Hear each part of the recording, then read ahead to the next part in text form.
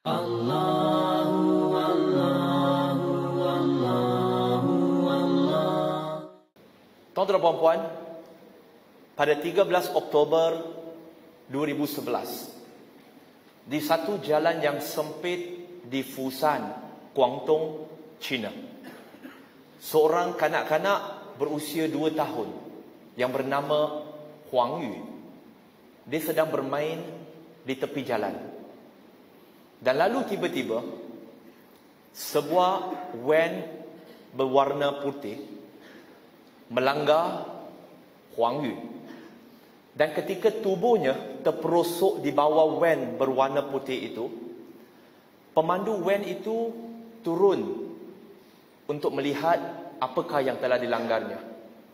Dan setelah dia mendapati yang dilanggarnya adalah seorang kanak-kanak, apa yang dilakukan oleh pemandu van itu adalah dia naik semula ke vannya dan dengan pelan-pelan tayar belakangnya menggelik badan kanak-kanak 2 tahun itu.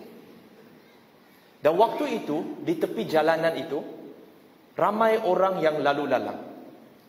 Selang beberapa minit kemudian, kali ini datang pula satu lori yang kecil yang nampak ada manusia di hadapan terbaring di atas jalanan, tetapi dia tidak memperhentikan keretanya dan juga tidak memperlahankan lorinya, tetapi terus dia melanggar tubuh kecil Huang Yu.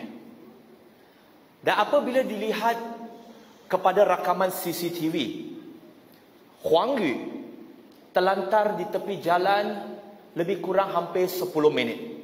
Dan dianggarkan lebih kurang 18 individu nampak tubuh Huang Yu di situ. Sehingga tibalah seorang wanita berusia 58 tahun, seorang pengutip sampah yang sedang mengambil dan memegang guni-guni sampah-sampahnya. Lalu dia memberhentikan dan meletakkan guninya dan melihat keadaan Huang Yu yang ketika itu berlumuran darah. Lalu dipanggil ambulans dan setelah dimasukkan ke dalam hospital lebih kurang 8 hari, akhirnya Huang Yu meninggal dunia. Tuan-tuan dan puan-puan, muslimin dan muslimat, apabila saya menceritakan kisah ini adalah kisah yang nyata, yang di mana tuan-tuan dan puan-puan boleh dapat dengan melihat kepada berita 2011, lebih kurang 9 tahun yang lepas. Apabila diceritakan tentang insiden ini, apa perasaan kita? Pertama, kepada Huang Yu yang dilanggar 2 kereta yang kemudian ditonton dan disaksikan 18 orang tetapi tiada yang membantunya. Apa perasaan kita? Kita merasa sedih? Betul. Tetapi kita juga merasa marah? Betul. Tuan-tuan dan puan-puan, muslimin dan muslimat, dengan kisah benar ini saya mulakan perkongsian saya pada malam ini, iaitu dakwah tugas kita semua. Kenapa saya nak memulakan kisah ini, tuan-tuan dan puan-puan? Kerana kehidupan kita pada hari ini tidak ubah seperti 18 individu yang nampak akan kemalangan itu. Seorang kanak-kanak yang dilanggar 2 kenderaan tetapi tiada siapa yang pergi membantunya selama 10 minit, hampir 10 minit. Dan tidak terbayang oleh akal kita, tuan-tuan dan puan-puan, muslimin dan muslimat, sekadar menceritakan bagaimana pemandu van yang turun daripada vannya untuk melihat apakah yang dilanggarnya. Dan setelah dia mendapati bahawa yang dilanggarnya itu adalah seorang kanak-kanak yang telah pun cedera parah, bukan sahaja dia tidak menarik badannya keluar daripada bawah vannya, tetapi meneruskan perjalanan melalui atas dia.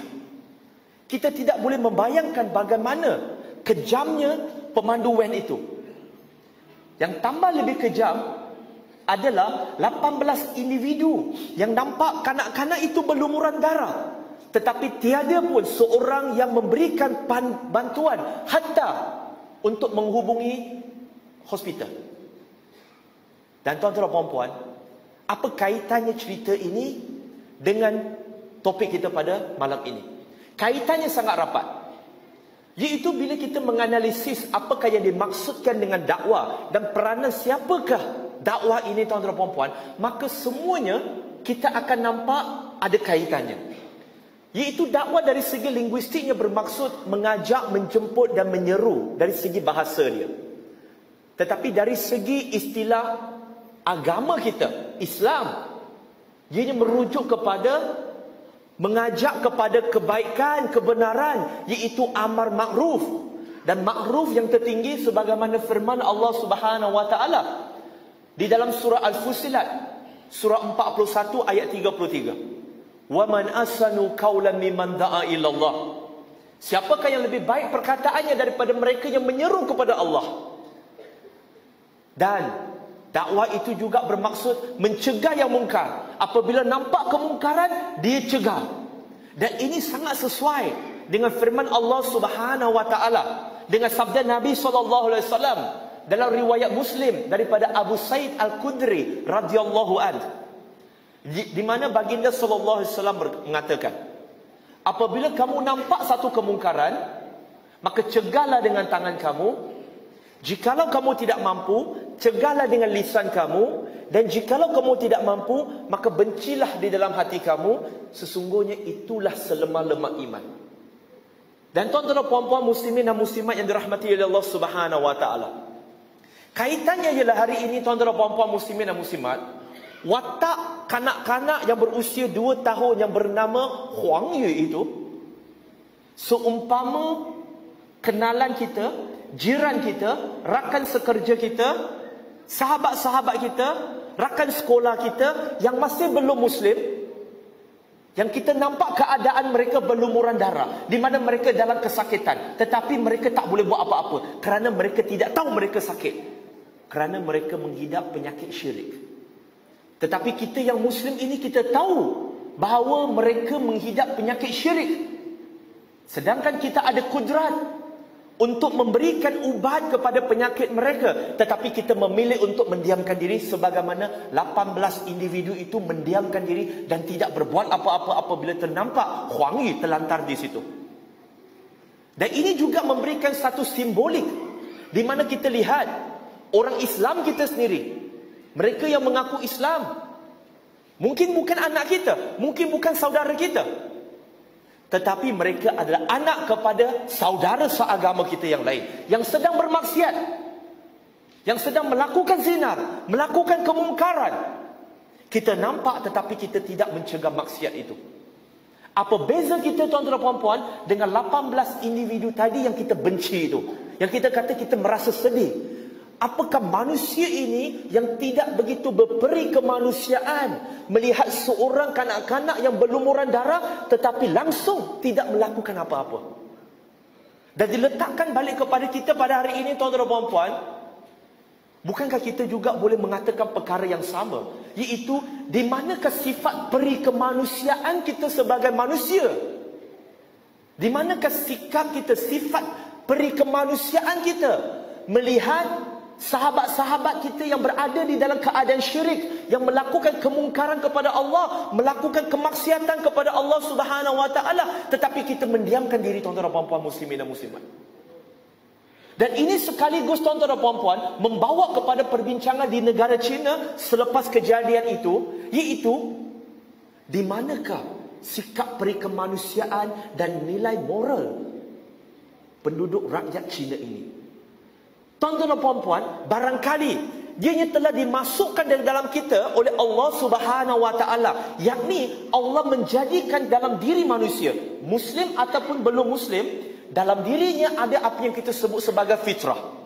Fitrah ini dia menyukai benda yang baik dan hati menjadi gembira apabila dia melakukan kebaikan. Tetapi apabila dia nampak kejahatan, dia akan merasa sangat marah dan sedih di atas apa yang berlaku. Tetapi tuan-tuan dan puan-puan muslimin dan muslimat, perlu kita fahami bahawa mereka yang berada di negara China yang masih belum Muslim, di bawah komunisme, mereka tidak pernah membaca Al-Quran, hatta mengenali siapa Nabi Muhammad SAW. Mereka tidak mengenal erti apa itu amar makruf nahi mungkar. Barangkali mereka boleh dimaafkan kerana tidak ada sikap amar makruf nahi mungkar. Tetapi adakah tuan-tuan dan puan-puan muslimin dan muslimat yang dirahmati oleh Allah Subhanahu wa taala merasakan diri kita layak dimaafkan? Kerana walaupun kita tidak melakukan amar ma'ruf dan munkar, walaupun kita ini membaca dan mengetahui apa itu amar ma'ruf dan nahi munkar, mereka tidak buat kerana mereka tidak tahu apa itu konsep amar ma'ruf dan nahi munkar. Itu barangkali boleh dimaafkan. Tetapi bagaimana dengan kita tuan-tuan dan puan-puan yang bernama Muslim, yang bersyahadah asyhadu an la ilaha illallah wa asyhadu anna muhammadar rasulullah, yang tahu hakikat amar ma'ruf nahi munkar, tetapi kita mendiamkan kebenaran itu. Di mana kita mendiamkan kebenaran itu dan kita tidak kongsikan dengan mereka yang masih belum Islam. Mereka mengenal Muslim, tetapi mereka tak kenal Islam. Allah